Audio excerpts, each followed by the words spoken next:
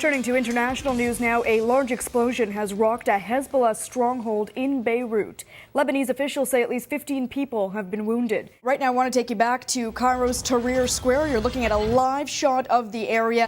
We begin with news of two high-profile federal resignations. The Conservative Senate leader, Marjorie Le Breton, is stepping down. Sneha, this shooting happened just a few hours ago. What do we know so far about the victims and the shooters? Well, as you mentioned, Jocelyn, one person is dead and two others are recovering in hospital at this hour. Now, I just spoke with police minutes ago and they confirmed this is a gang-related shooting. There are 2,000 exhibitors from over 100 countries. Right now, I'm standing on an Akita rig here in Stampede Park. It's just one of the pieces of equipment on display here at the show. After all, this is all about the latest, greatest, and newest technology for the oil and gas sector. The crux of the defense theory here is essentially that McClintock was the calculated murderer and Michael Rafferty was more or less a dupe, a man who was sucked into a murderer's scheme without knowing it. And that seems to be the theory that his mother sides with. Standing in what is one of the best and the largest trauma centers in Canada. So tell me, how have your experiences in Afghanistan helped you here at Sunnybrook, where you're the medical director of trauma? The new Ryerson DMZ, launched here at the Mumbai Stock Exchange, is playing a very important role in bridging the Canada-India divide.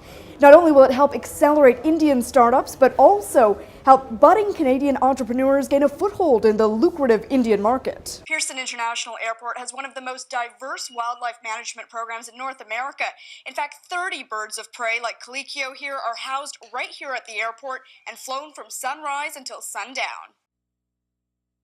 It's a nice camera. For Pat Collins, this old speed graphic camera is like a window back in time. She was among the first female photographers in the Royal Canadian Air Force.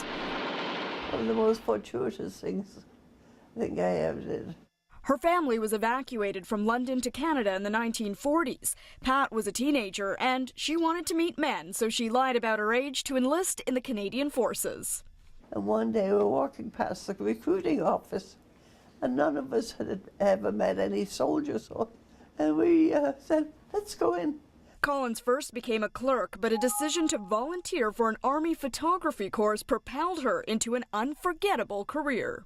She was first stationed in Defoe, Saskatchewan, but was later offered a posting in England. One of the main jobs was darkroom work. You'll see tons and tons and tons of photographs of these men who were on a bomber, and they take pictures of all the bombs. One thing that I did was weddings, funerals, and investitures. And she did them well. After the war, she was hired as a press photographer for the Reuters news agency. Pat was ahead of her time, and her job even made the news. Time's precious. Pat's got a deadline to make. In her job, she has to think fast and move fast. This is Pat in 1947. She was featured in a British news film called Women Going Places. By this point, she had gone from photographing war to shooting the rich and famous, even the Queen's wedding. From Shirley Temple to Cary Grant, even Eisenhower, Patricia Collins has met them all, and she has the photographs to prove it. Eisenhower said, I don't remember being photographed by a woman before. He said, I'd like to say hello to her. It was the most exciting night of my life. Collins eventually returned to Canada. She married and settled down with 5 children. I love that picture, though. It's got so much joy in it.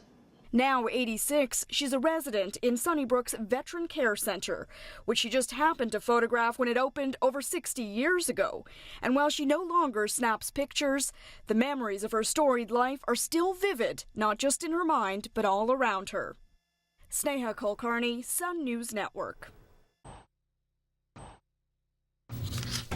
Kelly Dunlop's first appointment with Dr. Lawrence Demko was also her last. An hour after the visit, she filed a police complaint. His pelvic exam was unlike any other I'd had before, and I left feeling violated and humiliated. Dunlop says the gynecologist used excessive force and was unprofessional. She also complained to the Alberta College of Physicians and Surgeons, along with a number of other patients. And last month, the college forced Dr. Demko to close his practice due to improper care. But Dunlop still couldn't get any answers from police about the complaint she had filed nearly 2 years ago. I called the police and they could not find my file anywhere. They had no, it wasn't on file anywhere. Even when I gave them the number, my case file number, they still couldn't find it. That's because police never even investigated the complaint. CTV News has learned that the officers who took Dunlop's complaint decided an official police report wasn't warranted. It's completely unacceptable that the report wasn't done. They gave advice at the time. The officers, in their opinion, thought it was appropriate for it to move over to the College of Physicians and Surgeons for an investigation. The police service is apologizing, and the officers involved are now under investigation. I'll be asking for an internal review as to what happened. We'll be looking at our processes, we'll be looking at the officers' actions, and out of that review, discipline could occur. Police say every complaint is taken seriously and admit Dunlop's case was handled improperly. The service let this lady down. 100% we did. I recognize that. The service recognizes that.